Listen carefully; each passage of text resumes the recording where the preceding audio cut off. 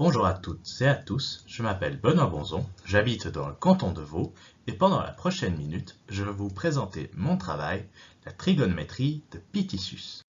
C'est en 1600, dans le traité du mathématicien allemand Bartholomäus Pitisus, que l'étude mathématique des triangles est baptisée trigonométrie. Cette science reste alors ancrée dans les mathématiques de son siècle. Dépourvu d'algèbre, Pitisus doit en effet s'accommoder des lettres latines pour décrire les lignes sinus, tangentes et séquentes inscrites dans le cercle trigonométrique que nous utilisons encore aujourd'hui. Caractéristique de la trigonométrie de l'époque, seuls 3 sinus, issus des côtés de quadrilatères inscrits, permettent de calculer toutes les autres lignes, qui à leur tour permettent de connaître la correspondance entre les côtés et les angles des triangles.